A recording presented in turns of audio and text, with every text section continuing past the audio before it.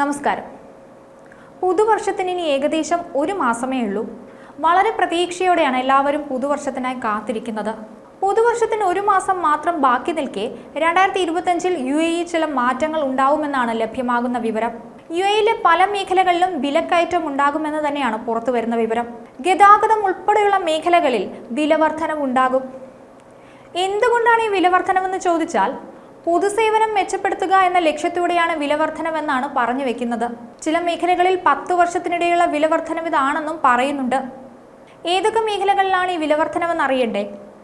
ആദ്യത്തേത് Dubai parking ഫീസാണ്. ഇനി രണ്ടാമത്തേതിലേക്ക് വന്നാൽ പുതിയ സാലിക് ടോൾ നിരക്കുകൾ.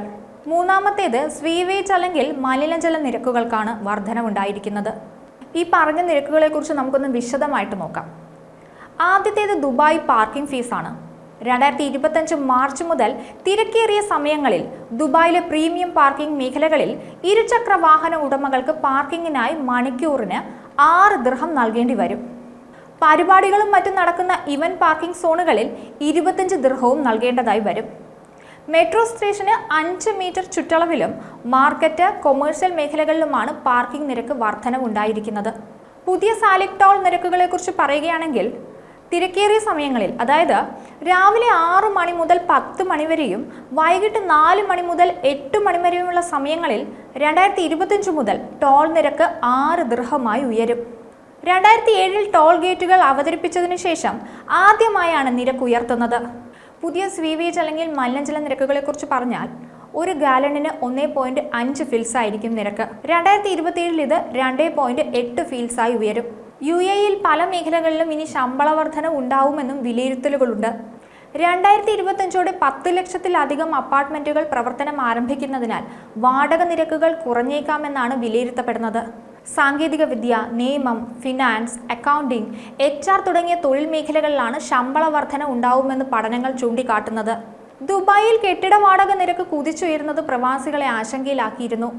കെട്ടിട വാടക താങ്ങാനാവാതെ പ്രവാസികൾ ഷാർജയിലേക്കും മറ്റു വടക്കൻ എമിറേറ്റുകളിലേക്കും വലിയ തോതിൽ താമസം മാറിയതായി റിപ്പോർട്ടുകൾ വന്നിരുന്നു. വാടകയിലെ വർധനവിനൊപ്പം മറ്റ് എമിറേറ്റുകളിലെ ഉയർന്ന നിലവാരമുള്ള വികസനം, കൂടുതൽ തൊഴിൽ സാധ്യതകൾ, ജീവനക്കാർക്ക് കൂടുതൽ എളുപ്പമാകുന്ന ഹൈബ്രിഡ് വർക്ക് ക്രമീകരണങ്ങൾ എന്നിവയും ഈ കുടിയേറ്റത്തിന് പിന്നിലെ കാരണമായി വിലയിരുത്തപ്പെടുന്നുണ്ട്. ഇതിനു മുമ്പ് 2009-ലും 2014-ലും സമാനമായി ഇത്തരം കുടിയേറ്റങ്ങൾ ദുബായിൽ നിന്ന് മറ്റ് എമിറേറ്റുകളിലേക്ക് ഉണ്ടായിട്ടുണ്ടെന്നാണ് ഈ മേഖലയിലെ വിദഗ്ധർ ചൂണ്ടിക്കാട്ടുന്നത്. ദുബായ്, ഷാർജ, നോർത്തേൺ എമിറേറ്റ്സ് എന്നിവിടങ്ങളിൽ കോവിഡ് മഹാമാരിക്ക് ശേഷമുള്ള കാലഘട്ടത്തിൽ കെട്ടിട വാടകയിൽ വലിയ വർധനവുണ്ടായിട്ടുണ്ട്.